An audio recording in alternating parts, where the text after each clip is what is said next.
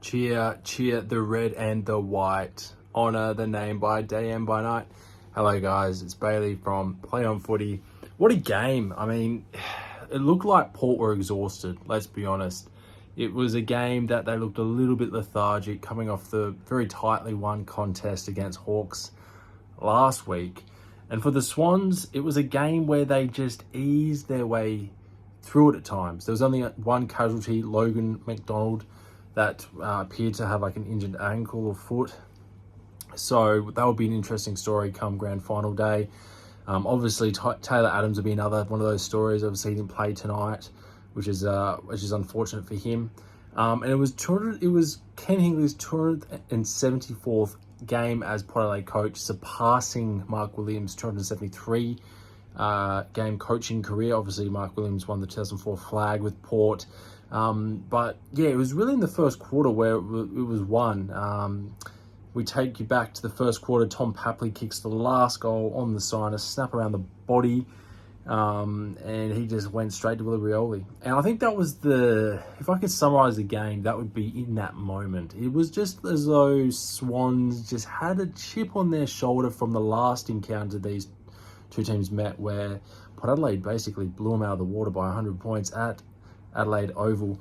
It was good to see that in that time, the Sydney Swans had gone away and really worked on their forward half entries. Now, in the first quarter, they were trying to kick it straight through the guts to inside the forward 50, where it was met by Leah and at times Zerk Thatcher, who were very good down back in those instances. However, in the second quarter, they did play along the boundary to make an inside 50, and it was basically won through that way that the Swans could then convert for goal. Isaac Heaney was massive for the Sydney Swans. I think just his presence around the ground. Chad Warner had a long bomb goal, which was great to see. Had a bit of run and dash and carry as well. Errol Goulden at times had great forward entry kicks into the forward half, which was really good to see. Even Luke Parker, he missed a couple. I think he missed one or two. But he was able to contribute, and I think that's the most important factor here.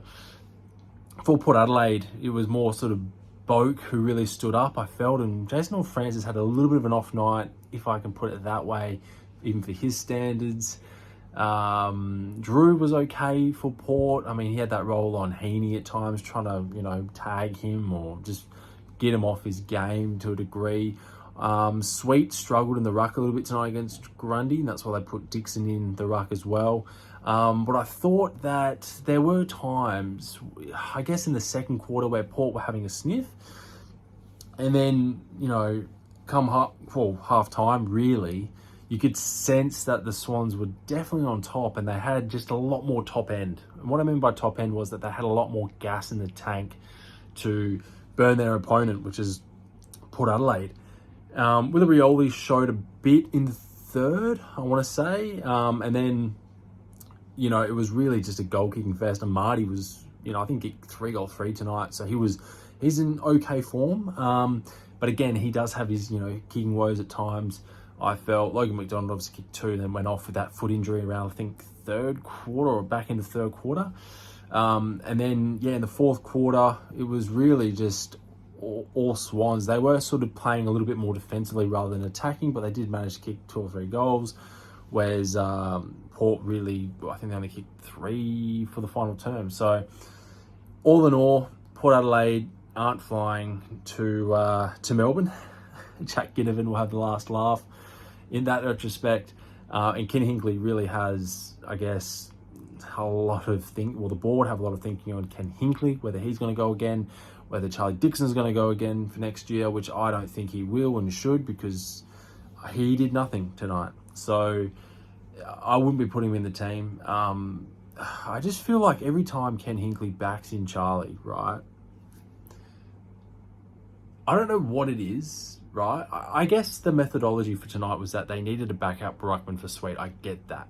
That's fine. And their trade for Soldo this year just failed completely. The guy had a bung knee. His girlfriend went to America, I think. She hated Adelaide. So I think that trade was an absolute disaster. They need another big man next year that can back up Sweet. I think Sweet's actually not bad considering what he's actually provided Port this year.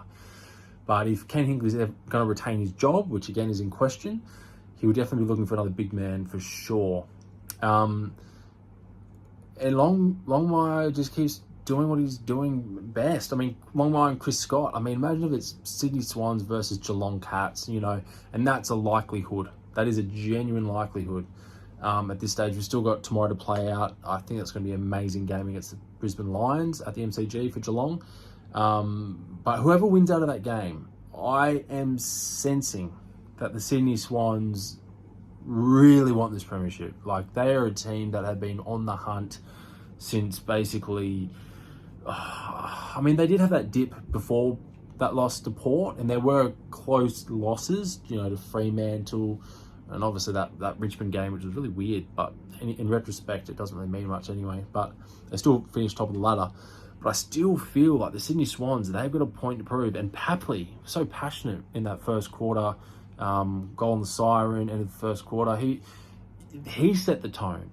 Papley, love him or hate him, he has that dogged fight. Like, he just wants to win at all costs. He doesn't care who's in the crossfires. So I think for me, between whoever wins out of Geelong and Brisbane, whoever wins out of that, I genuinely believe Sydney Swans want to win this grand final more than any other team. And I'm prepared to get it wrong, but hey, what happens if I'm right? So, watch this space. But yeah, Jack Ginnivan gets the last laugh for Port and Ken Hinkley. A lot to go on as well. Oh yeah, I forgot to mention with Travis Boak what he's going to do as well. He's played, I think, 371 games. That was his 371st game tonight. So it'll be interesting to see if he plays on, see if his body's right. I think they still should go for youth, personally.